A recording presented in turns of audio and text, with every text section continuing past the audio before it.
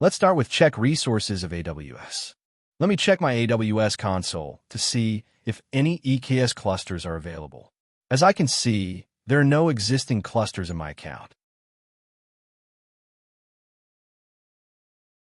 Now, I'm heading over to the AWS VPC console to take a quick look at the current network configuration. Specifically, I'm checking if any NAT gateways have been created, whether there are any associated elastic IPs, and reviewing the list of available subnets. After scanning through the resources, I can confirm that no NAT gateways or elastic IPs currently exist, and there are no custom subnets present either. It looks like this environment is clean and ready for fresh provisioning. Now that we've confirmed the VPC has no existing NAT gateways, elastic IPs, or subnets, it's time to move on and check the EC2 console. I'm specifically looking to see if there are any running instances at the moment. After reviewing the EC2 dashboard, I can confirm that there are no running instances currently. Let's now switch over to our local terminal. The first step is to run the Terraform init command.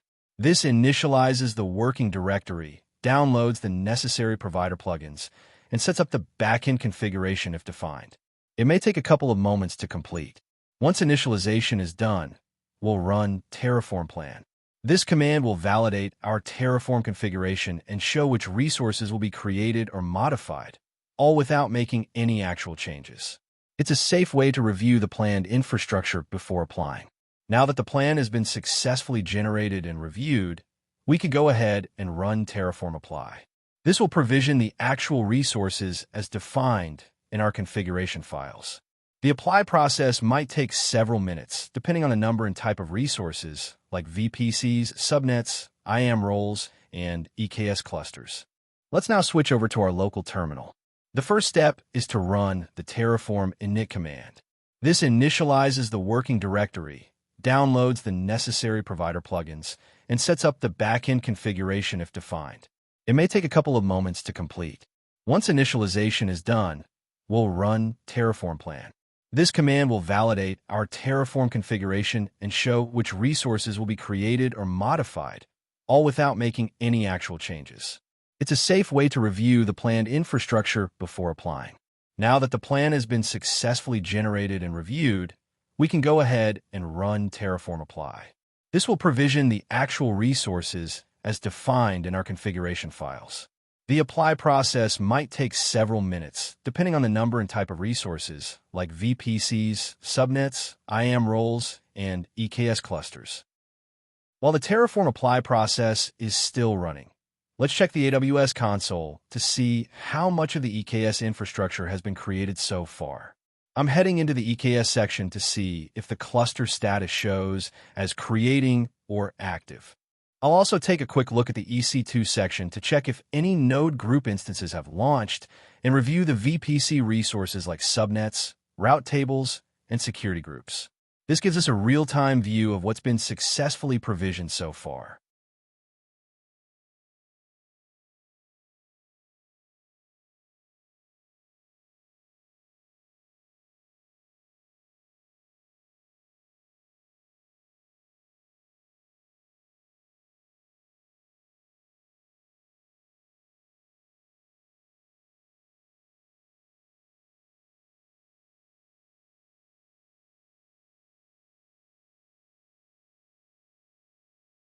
The Terraform apply process has now completed successfully.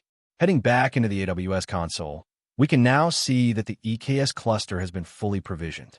The cluster status is marked as active, and the associated components, including node groups, subnets, route tables, and security groups, are all in place. This confirms that our infrastructure setup was successful, and we're ready to move on to the next steps.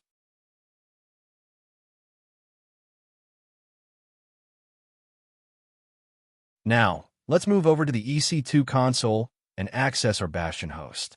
This instance is typically used as a secure jump box to connect to internal AWS resources. I'll initiate an SSH connection directly to the Bastion EC2 using its public IP address. Once connected, I'll verify that the necessary kubeconfig has been set up and use kubectl to confirm access to our EKS cluster. This allows us to securely manage the cluster from within the VPC, ensuring tighter control and isolation of administrative access.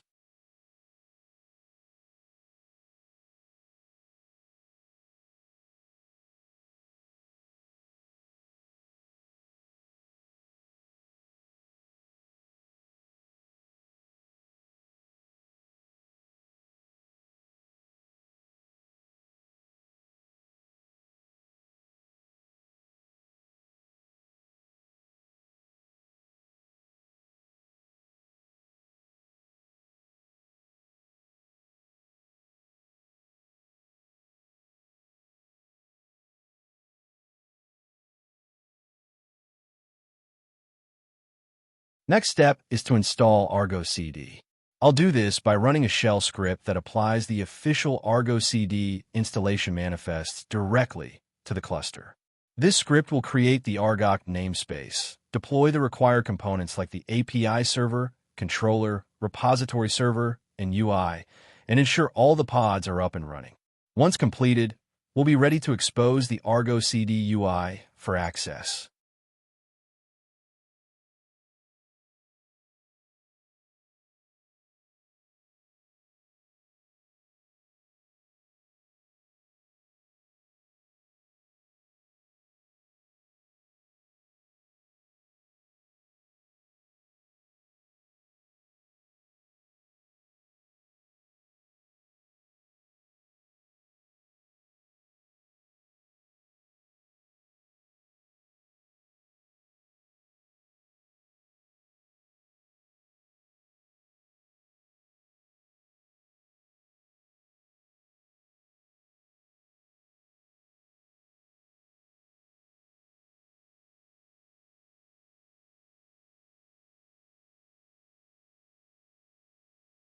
ArgoCD has been successfully installed on the Kubernetes cluster.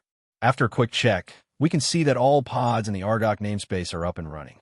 The services are also in place, and notably, the Argo server service is exposed as a load balancer. This means we'll be able to access the ArgoCD web UI externally through the load balancer's public IP or DNS. It may take around 2 to 3 minutes for the load balancer to fully provision. Once it's ready, we'll grab the external address and log into the ArgoCD dashboard from the browser.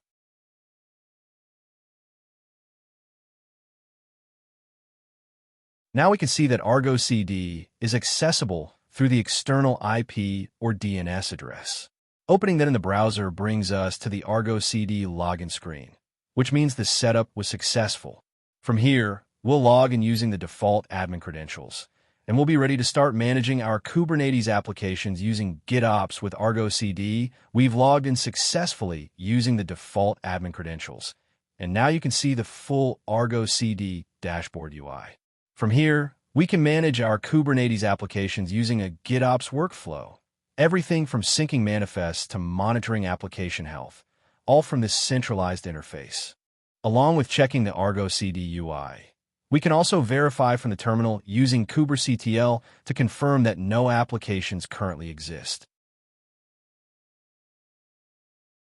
Now let's set up a simple NGINX application directly using kubectl commands. We'll start by creating a basic deployment that runs the official NGINX image, followed by exposing it with a Kubernetes service of type cluster IP.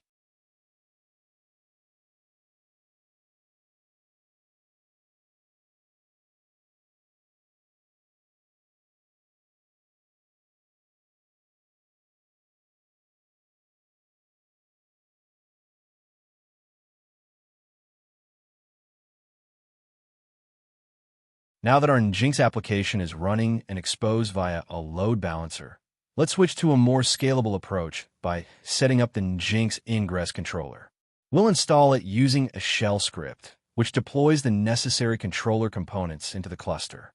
Once installed, we'll create an Ingress resource that routes external traffic to our NGINX application through the controller. This setup allows us to manage multiple services through a single load balancer using clean, path-based routing.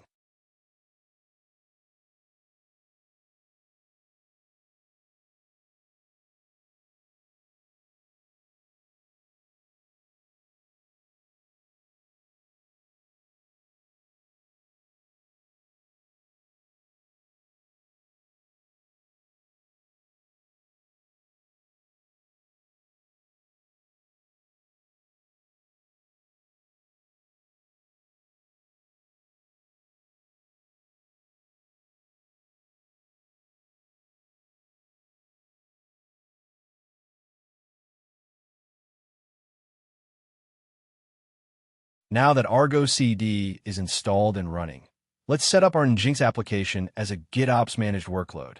We'll define an ArgoCD application resource in YAML, pointing it to a Git repository containing the Kubernetes manifest for the NGINX deployment and service.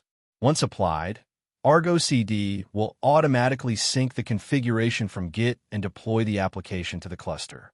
This completes our GitOps workflow by placing our app under continuous declarative management.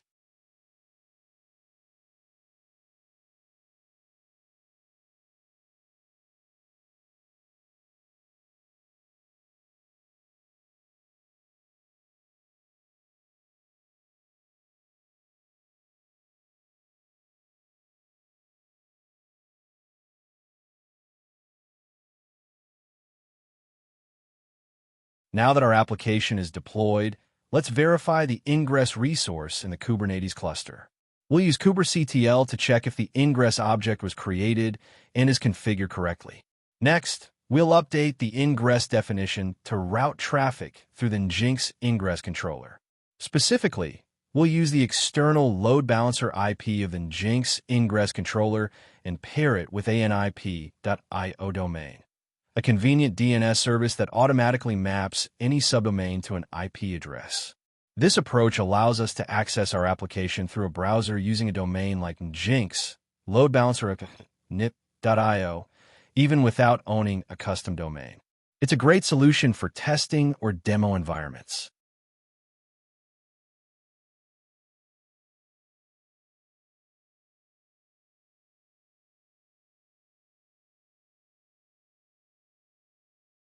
Let's go ahead and refresh the ArgoCD application once, just to ensure everything is in sync. Sometimes, when using lower-tier or cost-optimized Kubernetes clusters, certain operations, like automatic syncing or pod readiness, might take a bit longer than usual due to limited CPU, memory, or networking performance. By manually triggering a refresh, we can force ArgoCD to reevaluate the state of the application and sync any pending changes. This helps ensure our NGINX application and Ingress configuration are fully up to date and functioning as expected.